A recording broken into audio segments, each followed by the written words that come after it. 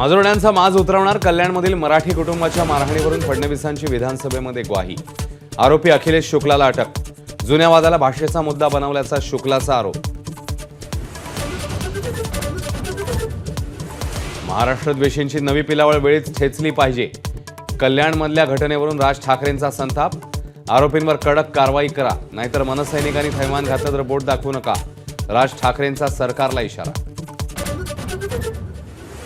ठाकरेंच्या शिवसेनेचे खासदार संजय राऊत यांच्या भांडूपमधल्या बंगल्याची अज्ञातांकडून रेकी।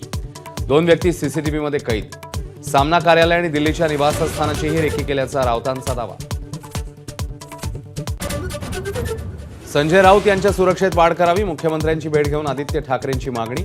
आधीचे मुख्यमंत्री घटनाबाह्य म्हणून भेटलो नाही, आता भेटी मोजू नका। आदित्य ठाकरे यांचं वक्तव्य चर्चेत। बीडमधल्या सरपंच हत्या प्रकरणी वाल्मिक कराडवरून जितेंद्र आव्हाडांचा धनंजय मुंडेंवर हल्लाबोल। तर चौकशी करा, दूध का दूध पाणी का पाणी होऊ दे, धनंजय मुंडेंचं उत्तर। मस्साजोग सरपंच हत्या प्रकरणी सर्व आरोपींवर मकोका अंतर्गत कारवाई करणार। आयजी दर्जाच्या अधिकाऱ्यांच्या नेतृत्वाखाली एसआयटी आणि न्यायालयीन चौकशी। मुख्यमंत्र्यांची घोषणा। परभणीमध्ये सोमनाथ सूर्यवंशींना न्यायालयीन कोठडीमध्ये मारहाण नाही, मुख्यमंत्र्यांनी केलं स्पष्ट। सूर्यवंशींच्या वारसदारांना 10 लाखांची मदत। न्यायालयीन चौकशीची ही घोषणा।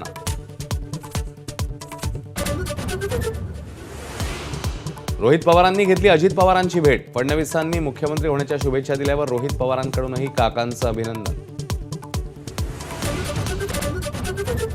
अधिवेशन संपल्यावर खाते वाटपाची शक्यता। नाराजी नाट्य उफाळून येऊ नये यासाठी महायुतीचा सावध पवित्रा। सूत्रांची माहिती। 23 तारखेला मंत्री संभाव्य खात्याचा चार्ज घेण्याची शक्यता।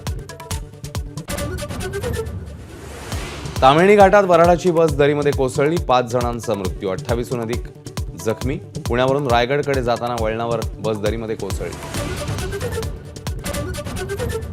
भोपाळच्या जंगलात कुबेराचा खजिना। मेंदोरी जंगलातील अज्ञात कारमधून तब्बल 52 किलो सोन्यासह 9 कोटींचं घबाड जप्त।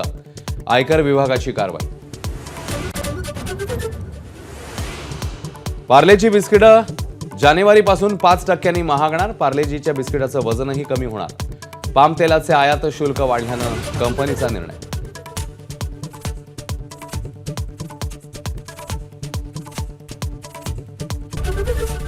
एबीपी माझा, उघडा डोळे बघा नीट।